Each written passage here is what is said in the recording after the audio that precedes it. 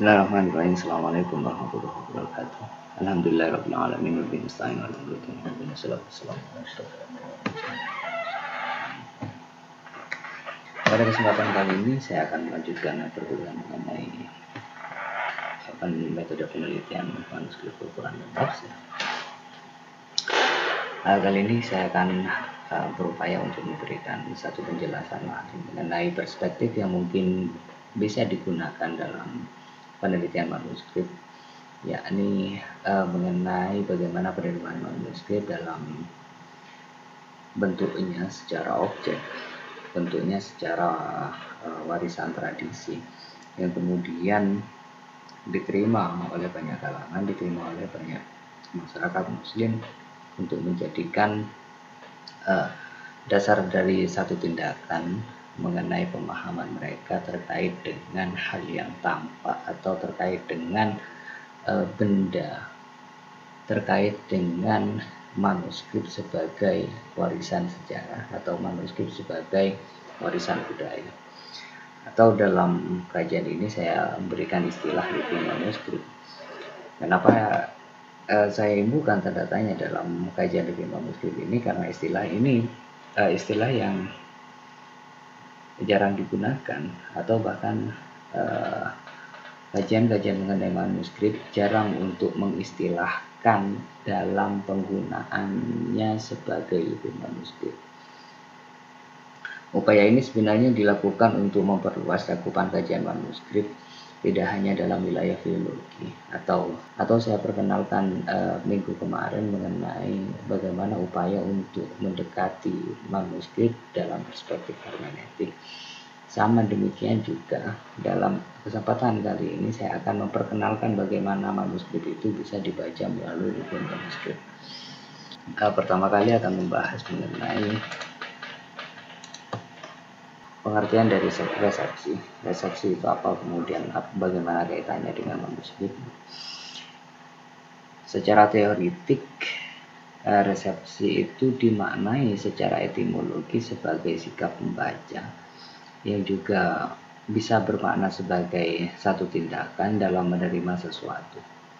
Dalam teori sastra, ia diartikan sebagai upaya bagaimana seorang membaca kemudian memberikan makna terhadap karya sastra yang dibacanya sehingga dapat memberikan reaksi atau tanggapan terhadapnya.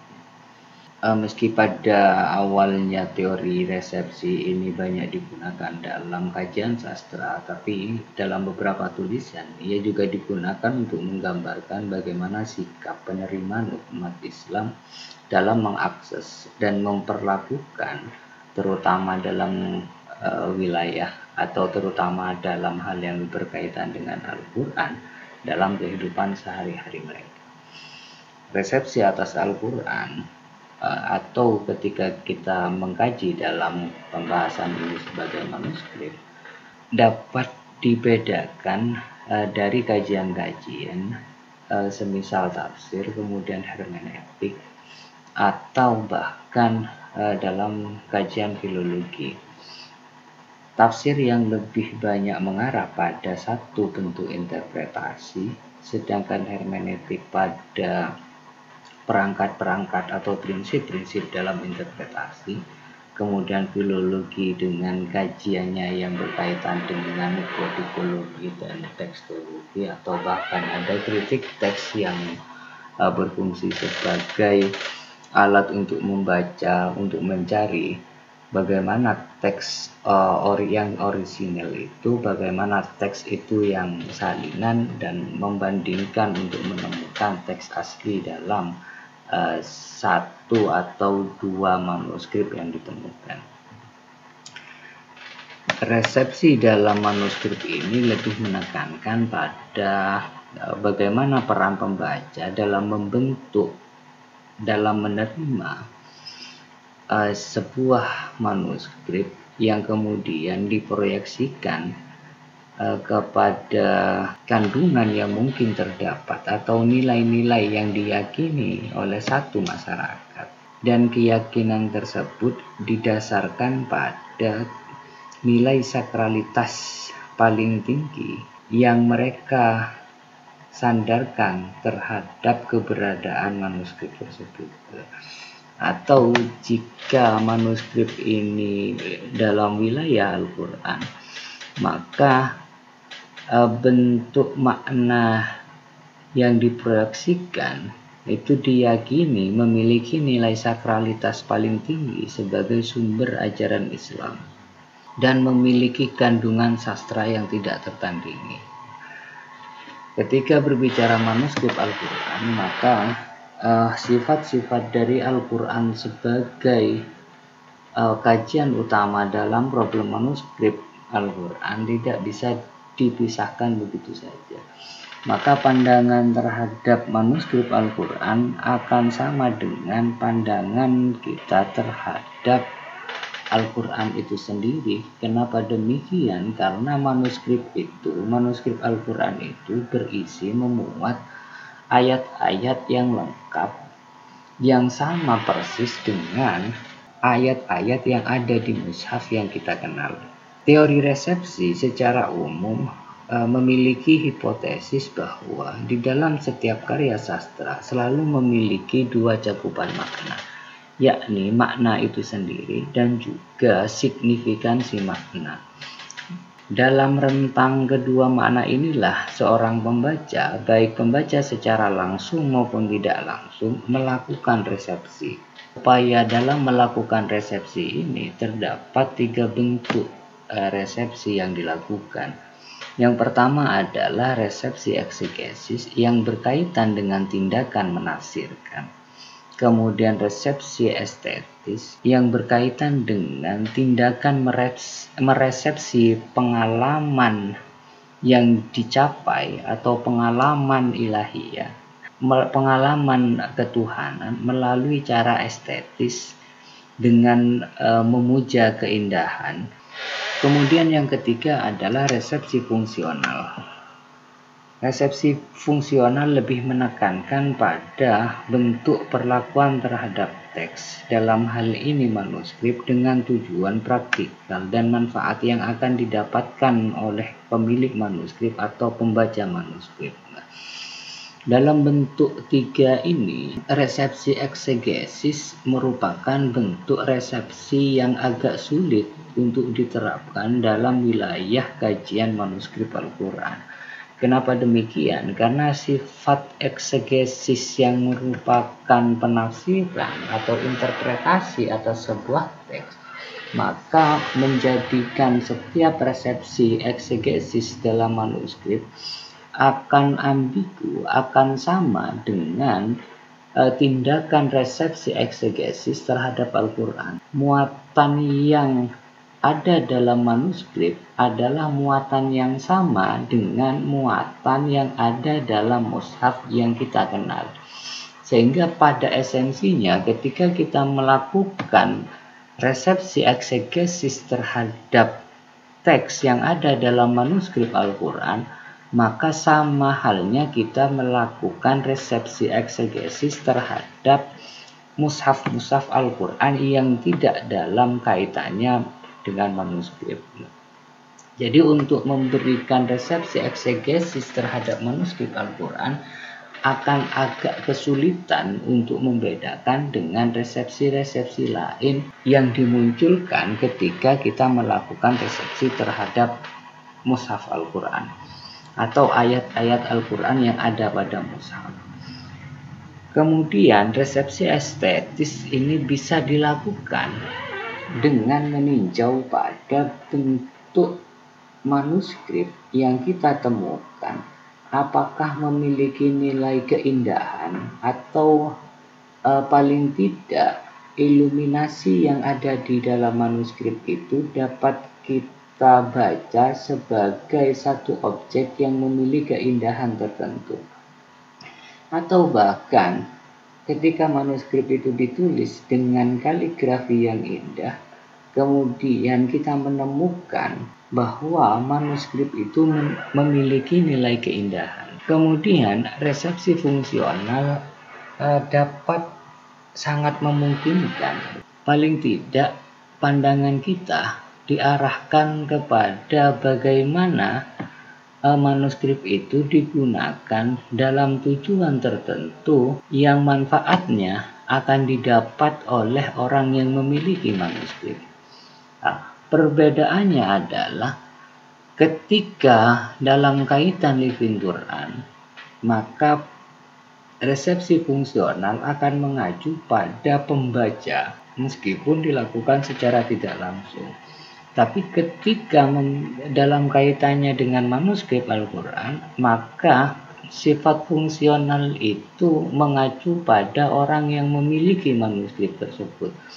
Artinya ketika satu manuskrip itu dinilai memiliki satu makna khusus, entah itu dihasilkan dari penulis manuskrip itu dipandang merupakan seorang tokoh terkemuka, ataupun penulis manuskrip itu dianggap sebagai orang yang memiliki kelebihan secara spiritual, atau bahkan penulis manuskrip itu adalah seorang ulama yang sangat dihormati, maka orang yang memiliki manuskrip itu akan memandang bahwa manuskrip itu memiliki nilai magis ataupun nilai keberkahan yang ingin dicari ketika melakukan penyimpanan terhadap manuskrip. Proses penyimpanan itu merupakan proses yang mengacu pada fungsi manuskrip yang dianggap memberikan ketenangan bagi orang yang memiliki. Jadi proses untuk mengambil barokah, kemudian mengambil satu nilai khusus dalam manuskrip tersebut bisa masuk dalam wilayah fungsional.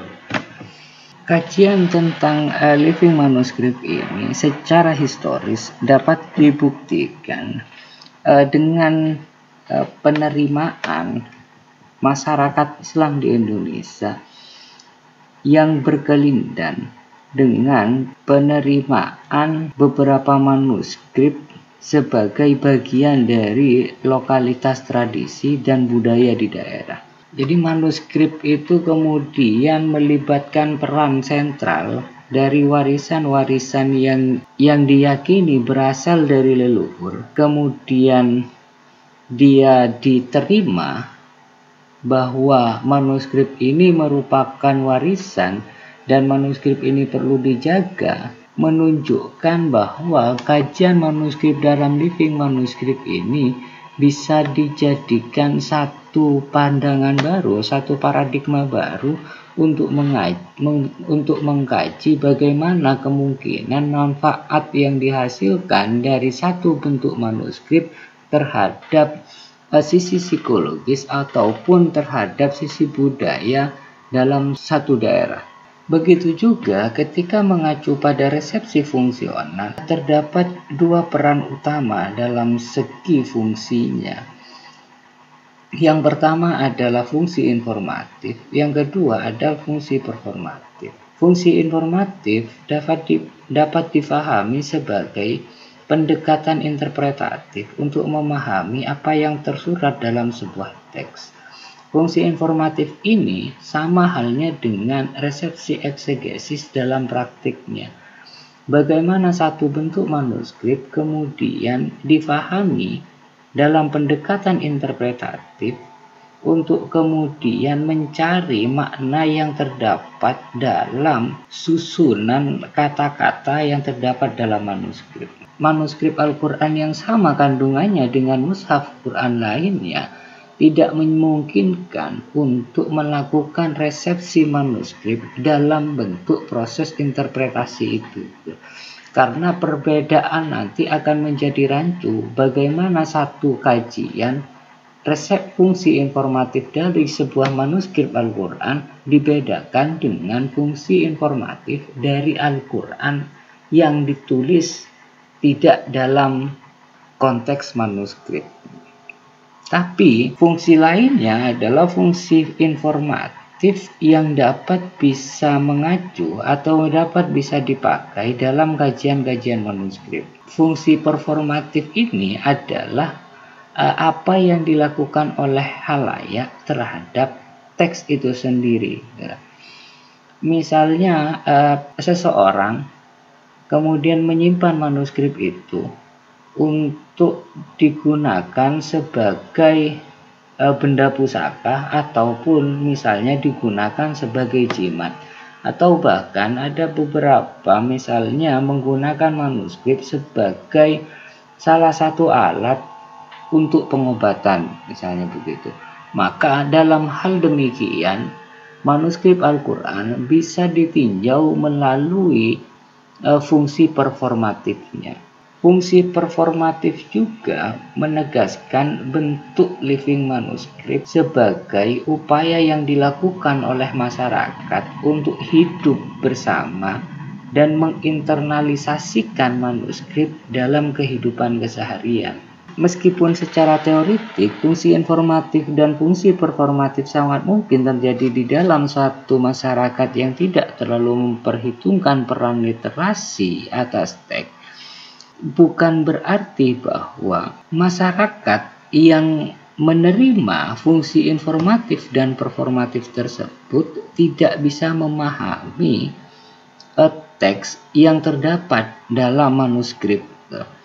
Tetapi masyarakat non-literatif lebih mementingkan keberadaan bentuk manuskrip secara utuh dalam ruang lingkup praktik di satu konteks dan tempat yang spesifik. Manuskrip tidak selalu disadari eksistensinya di masyarakat. Masyarakat mungkin memahami manuskrip dalam kerangka ritual, dalam kerangka praktik keseharian, atau dalam kerangka bentuk pusaka, atau bahkan dalam satu warisan tradisi. Sehingga hal-hal yang berkaitan dengan sisi teks jarang untuk digunakan atau jarang untuk diungkapkan.